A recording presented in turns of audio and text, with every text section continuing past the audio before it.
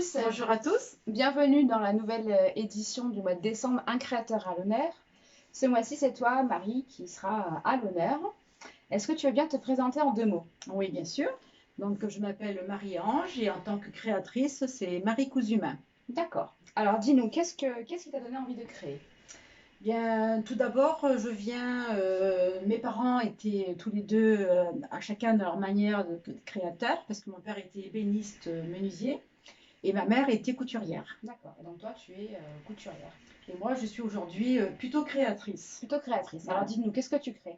Alors, j'ai commencé donc avec ma maman donc, à coudre des petits vêtements pour mes poupées.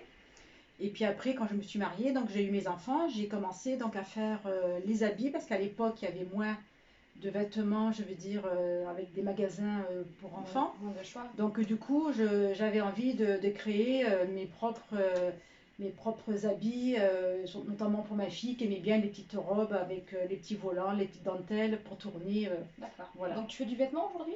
Donc au jour d'aujourd'hui, je ne fais plus de vêtements, enfin, je peux en arriver, mais ma création, elle est plutôt basée sur les sacs, les trousses, les accessoires. pochettes, les D'accord. accessoires, voilà. D'accord. Et donc tu crées pour la femme? Alors, au départ, c'était que pour la femme. Et puis après, certains messieurs, donc lorsqu'ils venaient dans mes stands, râlaient un petit peu parce qu'ils disaient, vous pensez jamais au monsieur. Ah bah oui. Alors, du coup, je dis, vous avez entièrement raison. Donc, ce qu'il y a de bien, c'est que les clients, ils m'inspirent pour d'autres choses. Donc, du coup, j'ai commencé à faire pour les messieurs. Donc, pareil, des pochettes avec des dessins, bien sûr, masculins, Bien sûr. voilà, un peu plus vélo, moto, moustache, enfin des trucs qui D'accord. correspondent bien, quoi. Et aujourd'hui, qu'est-ce qui t'inspire le plus? Aujourd'hui, alors, je fais toujours un peu monsieur, plus madame et beaucoup enfant, Pourquoi? bébé. Disons qu'il y a 5 ans, j'ai eu l'honneur d'être mamie. D'accord, donc forcément. Donc du coup, j'ai dit que j'allais faire toute la panoplie de mon petit-fils, qui passait donc du rideau jusqu'au bavoir, coussin, pochette, enfin je veux dire, Tu as été inspirée. vanity, j'ai été inspirée. Voilà. D'accord, donc aujourd'hui, c'est une gamme qui est assez présente. C'est ma gamme, Dans ta on va dire, création. la plus forte de mes créations. D'accord. Oui. Alors du coup, quand tu crées, comment tu fonctionnes? Déjà, est-ce que tu crées uniquement sans but précis, dans le sens où est-ce que tu crées toute seule ou est-ce qu'on te fait des commandes?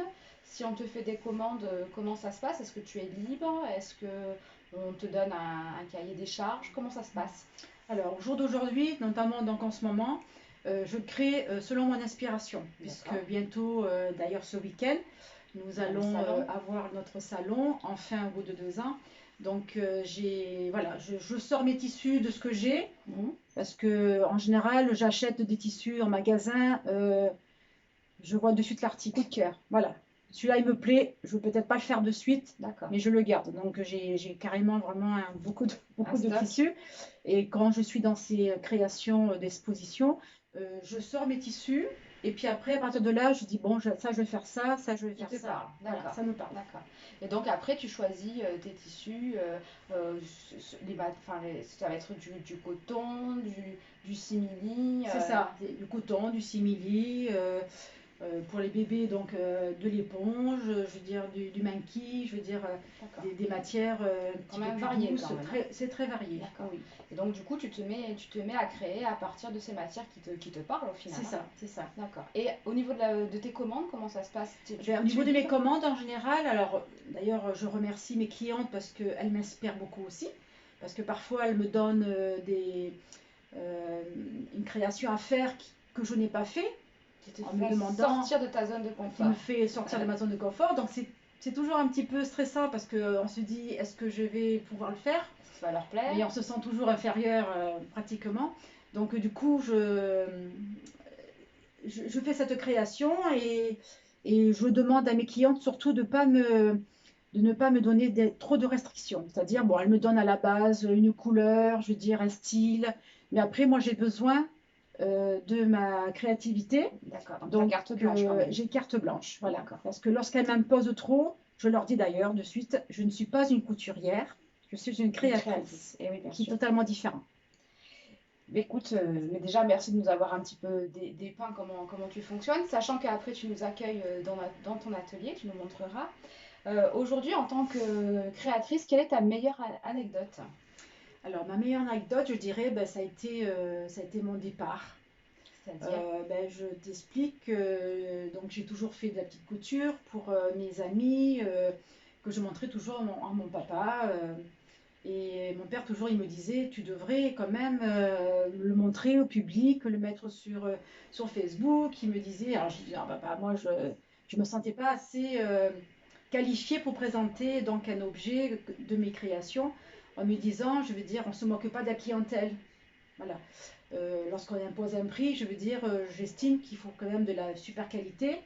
Et pour moi, à mes propres yeux, alors c'était pas le cas, je trouvais que c'était pas assez super beau. Assez bien fini. Assez bien fini, voilà.